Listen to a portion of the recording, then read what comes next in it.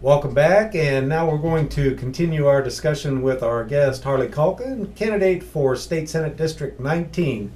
Harley, you were talking to me earlier before we came back from the break about home rule, Dillon's rule, and how it seems like Pahrump is 180 degrees contrary to the rest of the rural communities in how to raise revenue and do things for the community. Well, tell me a little bit about that. Well, to start off with, Nevada is a Dillon's rule state, and that basically means that the state primarily makes all of the rules for all the counties and the towns and so on. In a home rule state, you simply have to follow the state and federal constitution, and the local entity makes all the laws and everything. So, you go from one town to another, there could be some drastic changes. So all over rural Nevada, everybody's talking about we need more control over ourselves. Home rule. Right, home rule. Because, as I said, we live off of Vegas gaming. It's not enough. So a lot of especially the northern communities have mining and so on, and they feel that their money's being sucked out of them, and they don't get invested in their own communities, and the state's taking it all.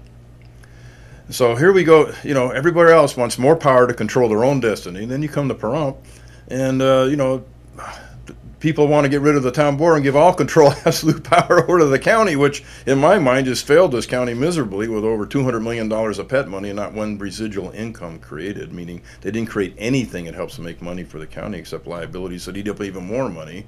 I mean, they do things like tear up Homestead, which is a paved road, instead of paving a road out the front side, which would have took 2/3 of the distance off, and instead of being an equal distance to come into Pahrump or Vegas, and of course the tourists would prefer to go to Vegas, it would have been a great asset to take 2/3 of the distance off, and people would have came into Pahrump and spent their money, and that would have created jobs and so on.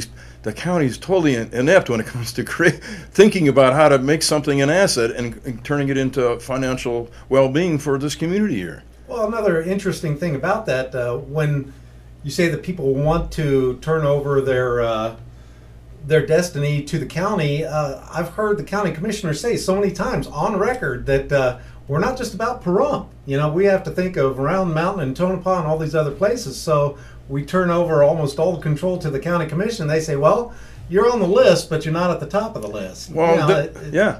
And then we're for Nye County, but not necessarily for Pahrump. Now, see, as an example, room tax. By state law, we can charge 13%. We only charge 9%.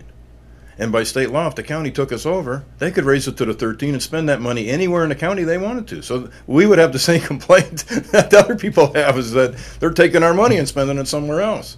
Now, our property tax is not at the cap, but everywhere else in the county, it is at the cap because Pahrump controls it. We keep it down. We still have opportunities if things got really bad, that we could do something to help this community, whereas the county's all tapped out. So it can actually be a good working relationship, the state and the town level, to help the town. In other words, the state can do that. They don't necessarily just make broad laws and things like that we hope will help us out. You can zero in and do things that are for Pahrump at the state level, right? Well, obviously, me being from Pahrump and recognizing what we need to do, there needs to be some law changes, and that would greatly enhance our ability to bring tourism in here and increase our revenues and put people to work and get people off of welfare and stuff. I have all kinds of ideas that I could do at a state level. As an example, why don't we take some of that money that we give people to sit home, and why don't we give it to employers, help subsidize their payroll, so they put people to work, their business grows, and then, eventually you might be able to phase that out. You help a business grow, it's doing better, and maybe we don't have to subsidize them. We got somebody off of welfare. We need progressive ideas like this. And business as usual isn't going to cut it anymore. Yeah. It hasn't cut it in a long time. That's why we're sliding so bad against every other state. Yeah. But we know better. Let's face it. In Pahrump here, our economy, well, what did the town board vote for, before I got elected? Right before I got elected, they voted to have a resolution that the town of Pahrump was a town in poverty. And it's always been my dream that in my time in office, I'd be able to get that taken away. That we would declare a town of Pahrump is not a town in poverty no more. Wow. See, whether you need a job or not. What's the benefit of doing that? Is that a way of saying that we've got our hand out now officially? No. We're officially saying that we're poor people, so give us some money? The town board stepped up to the plate and recognized the problem. Oh, okay. And then when you make it official, now that gives you a goal to say, you know, I got to change that. I got to work towards this. And the town board now has really been taking some progressive actions. And a lot of people say, oh, that's a dumb idea. That's a dumb idea. Well, my answer to them is real simple. Then what is a good idea and how fast can you get it here? But see, people don't come up with good ideas. They're just against everything.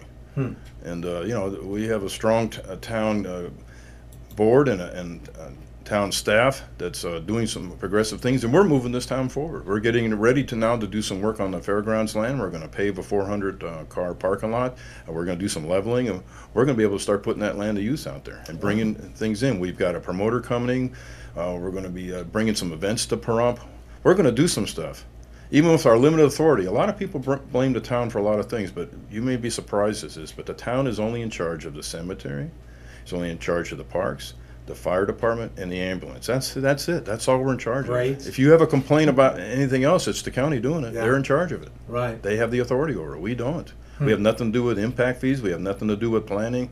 We have nothing to do with roads. They do it. So, you know, all the things that most people blame us for are really the county doing it. All right, well, I'd like to thank you very much for stopping in with us today, Harley. Do you have any parting thoughts for us? Anything you'd like to definitely bring home to the people here? Yeah. When it comes to this Senate race, it's not about Republican, it's not about Democrat, it's not about Independent. It's about the town of Pahrump getting representation in Carson City. And the only way that's going to happen is we vote one of our own in office. All right, very good. Well, then you will probably see Harley out and about before Election Day, so I'm pretty certain they can stop and talk to you, can't they? Oh, I love to talk. That's how I learn things. I don't wake up with good ideas. People share ideas with me. All right, well, good luck to you in the election, Harley. And that'll do it for this episode of Talk TV. Keep tuning in. I'm sure we're going to have a lot more elected officials and candidates in the next few months. Have a good night. All right.